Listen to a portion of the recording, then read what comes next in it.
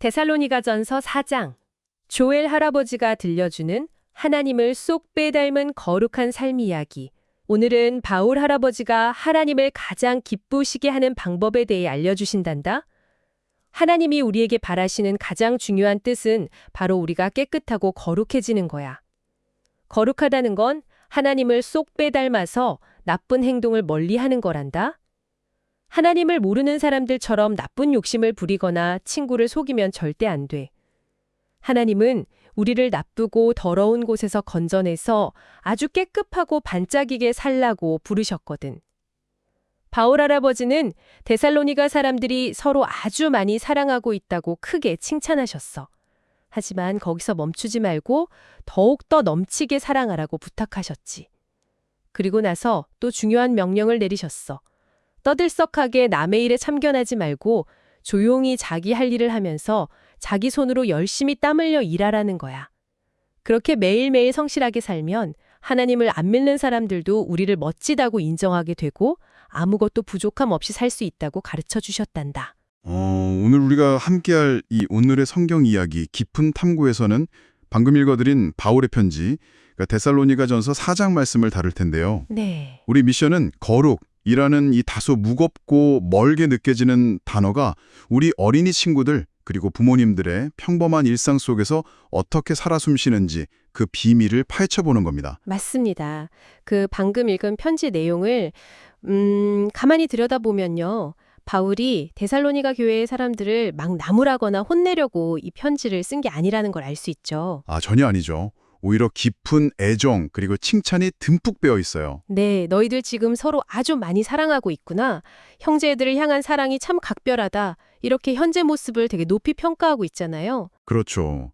사실 누군가에게 이렇게 큰 인정을 받는다는 건 그 신앙생활을 막 시작한 당시 성도들에게는 진짜 엄청난 원동력이 되었을 겁니다. 맞아요. 당시 데살로니가 교회가 세워진 지 얼마 안 된 약간 아주 어린 교회였음에도 주변에 소문이 날 정도로 사랑이 넘쳤거든요. 핍박이나 어려움 속에서도 서로 엄청 잘 돌봤다고 하더라고요. 네, 바울도 그걸 보고 무척 기뻐했죠. 하지만 편지가 그냥 칭찬해서 딱 마침표를 찍지는 않습니다. 네, 거기서 멈추지 않죠. 지금도 훌륭하지만 거기서 안주하지 말고 앞으로 더욱더 힘써서 넘치게 사랑하라 이렇게 도전장을 던집니다. 신앙의 여정에는 이 정도면 완벽해 라는 그 정지선이 없다는 걸 일깨워주는 거네요. 맞습니다. 마치 다음 레벨을 향해서 계속 성장해 나가야 하는 여정 같아요. 그렇죠. 바울은 그 성장의 방향성을 아주 명확하게 제시해주고 있는데요. 하나님이 우리에게 바라시는 가장 중요한 뜻 3가지를 아주 또렷하게 정리해줍니다. 네, 어떤 것들이 있죠? 첫째는 세상의 나쁜 욕심을 버리고 깨끗하고 거룩하게 사는 것. 둘째는 주변의 형제와 친구들을 지금보다 훨씬 더 차고 넘치게 사랑하는 것. 네. 그리고 셋째가 남에게 기대지 않고 조용히 자기 손으로 열심히 땀 흘려 일하는 것입니다. 네, 이 3가지 기둥이 하나님을 가장 기쁘시게 하는 삶의 모습이라고 선언한 거죠. 맞아요. 이 3가지 중에서 우리 일성 전체를 아우르는 가장 핵심이 바로 첫 번째로 언급된 거룩입니다. 거룩. 참 어려운 단어예요. 그렇죠. 일상에서 거룩이라는 단어를 마주하면 많은 분들이 좀 거리감을 느끼시거든요. 네, 약간 조용하고 엄습한 예배당이나 막 산속에서 기도만 하는 그런 모습이 떠오르니까요. 저도 어릴 때는 거룩이라는 단어가 되게 무겁게 느껴졌거든요. 한 번도 웃지 않고 실수도 안 하는 완벽한 사람들한테나 어울리는 단어 같았어요. 충분히 그렇게 생각할 수 있죠. 그런데 성경의 원어인 헬라어의 의미를 깊이 파고 들어가면 우리가 상상했던 지루한 그림이랑은 전혀 다른 진짜 흥미로운 의미가 숨어 있더라고요. 네, 헬라어로 거룩을 뜻하는 단어가 하기오스인데요. 이게 본래 따로 떼어놓다 혹은 구별되다라는 뜻을 가지고 있습니다. 구별되다라는 뜻이군요. 네, 그 구별됨의 의미를 우리 일상 언어로 조금 더 친숙하게 풀어볼게요. 주방 찬장을 한번 머릿속에 그려볼까요, 여러분? 네, 주방 찬장. 찬장 안에는 우리가 매일 무심코 꺼내 쓰는 평범한 플라스틱 컵도 있고 약간 이가 빠진 낡은 그릇도 있죠. 네, 그렇죠. 그런데 그 찬장 한가운데에 엄마가 아주 소중하게 여기는 세상에서 가장 예쁘고 깨끗한 특별한 그릇이 하나 놓여 있다고 가정해보는 거예요. 특별한 그릇. 이 그릇은 아무 음식이나 막 담거나 함부로 굴리는 용도가 절대 아닙니다. 귀한 손님이 오셨을 때나 아주 특별한 날을 위해서 가장 깨끗한 상태로 따로 아껴두고 구별해 놓은 그릇인 거죠. 와, 따로 떼어놓는다는 뜻이라니 정말 특별하네요. 하나님은 정말 세심하게 우리를 챙기시는 분이군요. 맞습니다. 바로 그겁니다. 내가 그냥 단순히 착하게 살아야 하는 사람 정도가 아니라 왕이신 하나님의 찬장에 보관된 가장 소중하고 반짝이는 그릇이라는 사실이 내 정체성을 완전히 바꿔놓는 것 같아요. 네, 정말 놀라운 일이죠. 세상에 많은 사람들이 자기 마음대로 또 욕심과 본능대로 막 살아갈 때, 아, 나는 하나님이 특별히 구별해 놓으신 깨끗한 그릇이지 라는 자각이 우리를 완전히 다른 삶으로 이끌어가는 겁니다. 에 대한 요구가 진짜 얼마나 파격적이었는지 알 수 있겠네요. 그럼요. 거기는 우상 숭배가 만연했고 도덕적인 기준이 매우 문란한 도시였거든요. 남을 속이거나 욕심을 채우는 게 전혀 부끄러운 일이 아니었어요. 그냥 당연한 사회 분위기였던 거군요. 맞아요. 그런 세상 한복판에서 바울이 너희는 그 더럽고 어두운 흐름에서 건져내어진 구별된 사람들이다. 이렇게 선언한 겁니다. 세상 사람들이 사는 방식, 즉 나쁜 유혹이나 욕심을 따라가는 건 하나님의 특별한 그릇인 우리에게 전혀 어울리지 않는다는 강력한 메시지네요. 정확합니다. 하지만 여기서 아주 현실적인 장벽을 만나게 되잖아요. 하나님의 예쁜 그릇으로 구별되었다는 건 너무 감격스러운데 당장 아침에 눈 떴을 때 피곤해서 짜증이 나거나 그렇죠. 일상에서 부딪히죠. 우리 어린이 친구들이 동생이랑 장난감 때문에 다툴 때 그 거룩함을 유지하는 것은 솔직히 너무 어렵거든요. 정말 어려운 일입니다. 마음속에서 나만 생각하는 욕심이 불쑥불쑥 튀어나오니까요. 미운 마음을 참지 못해서 거친 말을 하게 되기도 하고요. 매일 깨끗하고 나쁜 행동 없이 사는 게 우리 의지만으로는 좀 불가능해 보여요. 네, 사실 그 우리의 연약함과 한계를 정확히 마주하는 것에서부터 진짜 신앙이 시작되는 겁니다. 한계를 마주하는 것에서부터요. 네, 우리 결심이나 노력만으로 매일 완벽하게 깨끗해지려고 하면 결국 끝없는 좌절감만 느낄 수밖에 없거든요. 죄책감도 많이 들고요. 그래서 성경은 우리에게 단순히 행동을 고치라는 도덕적 수준을 넘어서 아주 경이로운 복음의 비밀을 제시해 줍니다. 아, 그게 뭔가요? 바로 예수 그리스도께서 십자가에서 흘리신 보혈의 은혜입니다.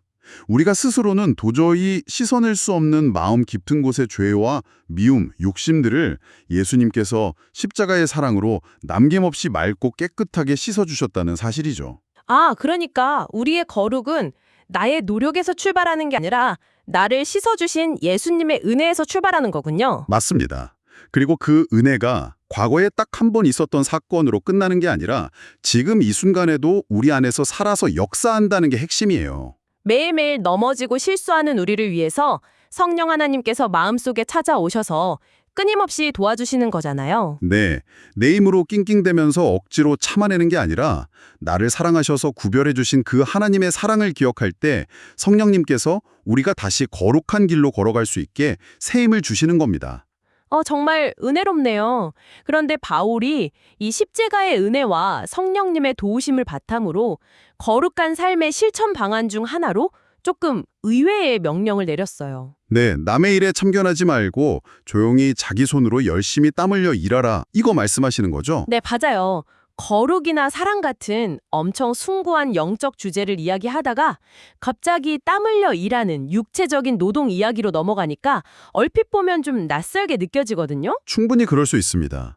거룩이라고 하면 막 성경 읽고 찬양하는 모습이 떠오르는데 땀 냄새 나는 현실적인 명령이 왜 나왔을까 의문이 생기죠. 이 연결고리를 이해하려면 2000년 전 데살로니가 교회 안에서 무슨 일이 있었는지 그 역사적 배경을 짚어봐야 할 것 같아요. 맞아요. 당시 데살로니가 교인들 중 상당수가 예수님의 재림, 즉 다시 오신다는 약속을 약간 오해하고 있었습니다. 오해를 했다고요? 네, 예수님이 당장 내일이나 다음 주에 오실 거라고 생각하는 극단적인 종말론에 빠져 있었어요. 아, 당장 내일 세상이 끝난다고 믿었군요. 그러니까 내일 천국에 갈 텐데 오늘 밭에 나가서 일하는 게 무슨 소용이냐는 논리였죠.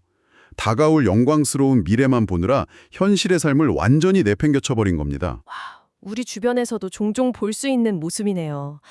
우리 친구들 상황으로 비유하자면 어차피 예수님 오시면 천국 갈 텐데 학교 가서 수학 문제 풀고 매일 피아노 연습하고 방 청소하는 게 무슨 의미가 있어? 다 그만두고 놀아야지 하는 마음이랑 똑같네요? 정확한 비유입니다. 너무 영적인 것만 추구하다 보니까 오히려 삶의 균형이 완전히 무너져 버린 거죠. 근데 사람들이 일을 그만두면 당장 먹고 살 양식이 떨어지지 않나요? 당연하죠. 굶주림이 찾아오니까 이 사람들이 열심히 일하는 다른 성도들 집에 기웃거리면서 밥을 얻어먹기 시작했어요. 아, 폐를 끼치게 된 거네요. 네, 시간은 넉넉하고 할 일은 없으니까 남의 집에 가서 떠들썩하게 참견하고 불필요한 말을 옮기면서 공동체의 평안을 깨트리는 상황이 발생한 겁니다. 그래서 바울이 이 무질서하고 게으른 태도를 아주 엄격하게 바로잡으려고 했던 거군요. 맞습니다. 당시 그리스 로마 문화권에서는 손으로 땀 흘려 일하는 걸 노예들이나 하는 천한 일로 여겼거든요. 자유인이나 설학자들은 노동을 경멸했죠. 네, 그런데 바울은 그 사회적 통념을 완전히 뒤집어 엎습니다. 스스로 땀 흘려 일하는 평범하고 고된 노동이야말로 하나님을 기다리는 거룩하고 존귀한 일이라고 선언한 거예요. 와, 예수님이 다시 오시기를 진짜 기다리는 사람은 하늘만 쳐다보는 게 아니라 오늘 나에게 주어진 밭을 갈고 맡겨진 일을 묵묵히 해내는 사람이라는 뜻이네요. 바로 그 지점이 오늘 말씀이 우리에게 던지는 가장 강력한 도전입니다. 진짜 예수님을 기다리는 신앙, 참된 거룩함은 뜬구름 잡는 게 아니에요. 네. 내게 주어진 오늘 하루라는 평범한 시간을 가장 성실하고 깨끗하게 땀 흘리며 살아내는 것. 그것이 성경이 말하는 거룩한 기다림의 본질입니다. 은혜로 씻음 받아서 깨끗한 그릇이 된 우리는 그냥 장식장에 가만히 있는 게 아니라 일상의 현장에서 부지런히 사랑하고 땀 흘리는 데 쓰임 받아야 하는군요. 맞습니다. 매일매일 반복되는 지루한 일상이 사실 거룩함을 훈련하고 증명하는 진짜 무대였다는 게 참 큰 위로가 됩니다. 그렇죠. 자, 그렇다면 이제 이 깊은 통찰을 우리 어린이 친구들과 부모님들의 실제 거실학교, 일터로 가져와 볼까요? 네, 아주 중요한 부분이죠. 세상의 유혹을 따라가지 않고 예수님을 쏙 빼닮은 모습으로 살아가기 위해서 당장 오늘 하루 어떤 구체적인 행동을 실천해 볼 수 있을까요? 가장 먼저 시작할 수 있는 건 언어와 관계를 거룩하게 구별하는 겁니다. 내 마음의 찬장에서 누군가를 헐뜯는 말, 상처 주는 뾰족한 말들을 깨끗이 비워내는 연습이 필요해요. 아, 동생이 내 장난감을 만졌을 때 소리 지르는 대신 한번 양보해보는 거나 화나는 순간에 짧게 기도하면서 가라앉히는 것. 네, 그게 바로 바울이 칭찬했던 넘치는 사랑을 일상에서 실천하는 방법이죠. 그럼 우리 어린이 친구들에게 자기 손으로 땀 흘려 일하라는 명령은 어떻게 적용될까요? 아이들은 직장에 가서 돈을 버는 건 아니잖아요. 네, 아이들에게 주어진 일은 아주 작고 소소해 보일 수 있습니다. 아침에 스스로 일어나서 이부자리를 정리하는 것, 엄마의 작은 심부름을 짜증내지 않고 기쁘게 해내는 것, 학교나 유치원에서 돌아와서 숙제를 미루지 않고 척척 마치는 거나 장난감을 다 놓은 후에 제자리에 깨끗하게 정리하는 것들이 되겠네요. 맞습니다. 이 모든 것들이 아이들이 자기 손으로 부지런히 해내야 할 아주 거룩하고 훌륭한 노동인 겁니다. 부모님들을 비롯한 어른들에게도 이 원리는 똑같이 적용되겠죠? 당연하죠. 매일 아침 피곤한 몸을 이끌고 꽉 막힌 도로를 뚫고 출근하는 것, 부당한 요구 속에서도 묵묵히 내 업무를 정직하게 처리하는 것, 퇴근하고 가족들을 위해 밥을 짓고 설거지하는 그 반복되는 수고로움까지 전부 다요. 네, 이 모든 일상의 노동은 영적인 삶을 방해하는 짐이 절대 아닙니다. 오히려 지루해 보이고 아무도 안 알아주는 그 성실남의 반복이야말로 우리의 모난 자애를 깎아내고 예수님을 닮아가게 만드는 가장 훌륭한 훈련장인 거죠. 바울은 우리가 이렇게 일상 속에서 자기 할 일을 조용하고 성실하게 감당할 때 아주 놀라운 결과가 뒤따를 거라고 약속하잖아요. 네, 교회 안에서 우리끼리 좋아하는 걸 넘어서 하나님을 안 믿는 사람들도 우리를 멋지다고 인정하게 될 거라는 점이죠. 우리의 성실하고 깨끗한 일상이 세상 사람들에게 하나님을 보여주는 가장 강력한 거울이자 빛이 된다는 말씀이네요. 맞습니다. 나를 챙기기 바쁜 이 세상 속에서 묵묵히 땀 흘리고 서로 아낌없이 사랑하는 그 모습은 세상에 엄청난 매력으로 다가갈 겁니다. 우리가 완벽해서가 아니라 때로는 넘어지더라도 매일 다시 씻어주시는 예수님의 은혜를 의지하면서 걷는 그 걸음 자체가 아름다운 거겠죠? 세상은 우리가 절대 안 넘어져서 감동받는 게 아니에요. 넘어졌는데도 은혜로 다시 일어나서 묵묵히 내 밭을 가는 그 끈기모 성실함에서 하나님의 살아계심을 발견하는 겁니다. 아, 참 좋네요. 우리가 기도로 이 시간을 마무리하기 전에 이 생각 하나는 마음에 꼭 품고 돌아갔으면 좋겠습니다. 네, 어떤 생각이죠? 요즘 세상은 남들보다 더 크고 시끄럽게 내 목소리를 내야 가치 있는 사람이라고 부추기잖아요. 더 자극적이고 떠들썩해야 영향력이 생긴다고 하고요. 그렇죠. 끊임없이 자신을 드러내라고 하죠. 하지만 바울은 완전히 반대의 길을 제시합니다. 떠들썩하게 남의 일에 참견하지 말고 조용히 자기 할 일을 하라. 정말 혁명적인 말씀이네요. 네, 세상이 시끄러움을 요구하는 이 시대에 가장 파격적인 그리스도인의 모습은 유행에 흔들리지 않고 조용하고 성실하게 나의 오늘 하루를 살아내는 것일지 모릅니다. 세상을 변화시키는 진짜 힘은 변함없는 거룩한 일상의 반복에서 흘러나오는 거니까요. 자, 여러분은 오늘 이 깊은 탐구를 통해 어떤 마음의 결정을 내리셨나요? 여러분은 오늘 무엇을 결심했나요? 사랑의 하나님 아버지, 저를 하나님의 소중하고 거룩한 자녀로 불러주셔서 정말 감사합니다. 제가 세상의 나쁜 유혹에 빠지지 않고 언제나 예수님의 깨끗하고 맑은 모습을 쏙 닮아가게 해주세요. 저의 마음에 친구들을 향한 사랑이 옹달샘처럼 매일매일 넘쳐나게 도와주세요. 그리고 게으름을 키우지 않고 저에게 주어진 일들을 제 손으로 씩씩하게 해내는 부지런한 어린이가 되고 싶어요. 그렇게 열심히 살아서 예수님을 모르는 사람들에게도 칭찬받는 멋진 빛과 소금이 되게 해주세요. 우리를 깨끗하게 씻어주시고 매일매일 도와주시는 예수님의 이름으로 기도합니다. 아멘.